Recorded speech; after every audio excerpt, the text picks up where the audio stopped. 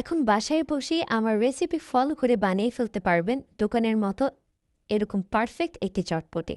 তো চলুন আমরা এখন রেসিপিটি দেখে নিই।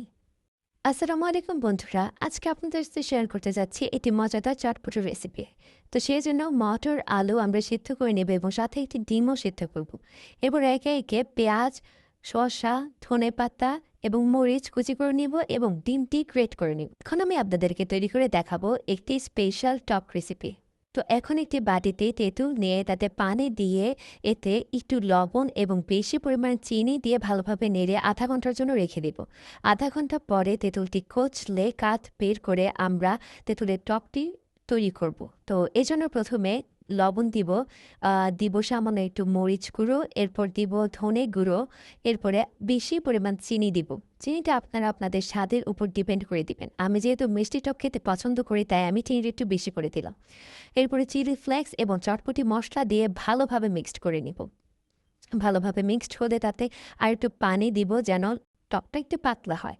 তো এরপর একটি লেবু চিপে লেবুর রসটি দিয়ে দিব এবং আবার মিক্সড করে তাতে ধনে পাতা কুচি, এরপরে মরিচ কুচি, সামান্য একটু বোম্বাই মরিচ কুচিও দিলাম এবং একটু লেবু গ্রেট করে রাখা ছিল সেটাও দিলাম এবং পেঁয়াজ কুচি দিয়ে ভালোভাবে মিক্সড করব।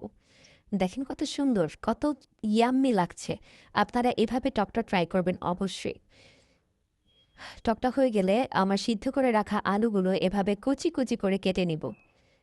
সিদ্ধ করে রাখা আলুগুলো কুচি কুচি করে কেটে নিয়ে এখন আমরা চলে যাব চটপটি বানাতে। তো চটপটি বানানোর জন্য প্রথমে একটু মরিচ গুঁড়ো, চিলি ফ্লেক্স এবং ধনে গুঁড়ো দিয়ে ভালোভাবে মিক্সড করে নিব এবং তাতে দিব ১ প্যাকেট ম্যাগি মশলা এবং পরিমাণ মতো চটপটি মশলা এবং এটা ভালোভাবে মিক্সড করতে থাকবো।